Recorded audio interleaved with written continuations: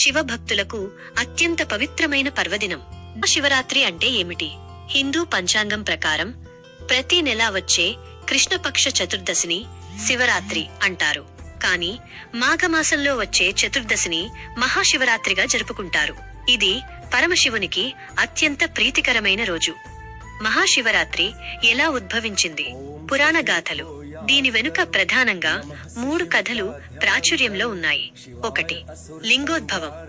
బ్రహ్మ విష్ణువుల మధ్య ఎవరు గొప్ప అనే వివాదం వచ్చినప్పుడు శివుడు ఒక అనంతమైన అగ్నిస్తంభం లింగం రూపంలో ప్రత్యక్షమయ్యాడు.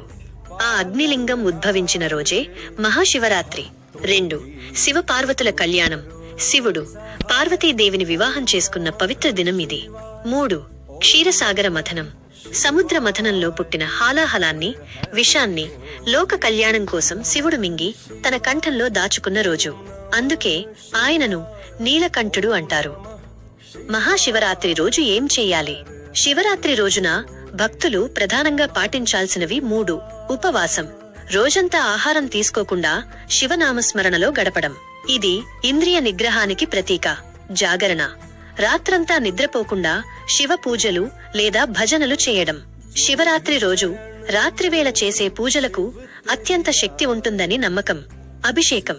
శివలింగానికి పాలు, పెరుగు, తేనె, నెయ్యి, నీటితో అభిషేకం చేయడం. మహాశివరాత్రి పూజా విధానం. శివుడు అభిషేక ప్రియుడు. ఈ రోజు ఇలా పూజించడం విశేషం. బిల్వార్చన. శివునికి ఎంతో ఇష్టమైన బిల్వపత్రాలతో మారేడు దళాలు పూజ చేయడం. లింగాభిషేకం. పంచామృతాలతో లేదా శుద్ధ జలంతో అభిషేకం చేస్తూ ఓం నమఃశివాయ మంత్రాన్ని జపించడం. లింగోద్భవ కాల పూజ. అర్ధరాత్రి సమయంలో లింగోద్భవం జరిగినప్పుడు చేసే పూజ అత్యంత ఫలప్రదమైనది.